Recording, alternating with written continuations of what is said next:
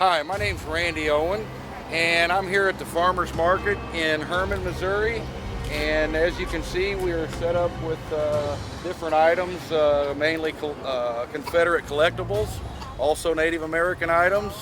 And this morning, on June 25th, I was asked to leave. I was approached by an officer from the city of Hermann and was asked to leave because someone was offended by the rebel flag, the Confederate collectibles, and myself and my wife were basically in shock over this. And I had spoken with a few different people. Everyone here at the farmers market were more or less on our side, so to speak. They weren't offended? No, not in the slightest bit. Now, was the officer forcing you to leave or just suggesting that it might be a good idea? Well, basically, ma'am, he had told us that we need to, because of the complaints from the board. Someone had spoken with the board, apparently upset about the Confederate collectibles, and yes, he did tell me that I had to leave the area. Okay, so it was not the Board of Aldermen that was forcing you to leave or speaking as a body. They had simply received complaints. A call for, yes, ma'am. Okay. Yes, ma'am. And like I say, the officer, just to more or less, not create any more problems, so to speak. Keep the peace. Yeah, keep the peace. He wanted us to leave, and we actually had to pack up. We were halfway packed, actually about 3/4 of the way packed up, and a man from the lumber company that I spoke with had told me, who owns this parking lot. Who owns this parking lot, yes, had talked to me and said that everything would be okay. So he told us to go ahead and set back up.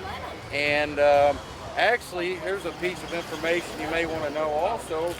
I personally spoke with the mayor the other day of this town, and he was 100% for this. You know, he had claimed that I shook his hand.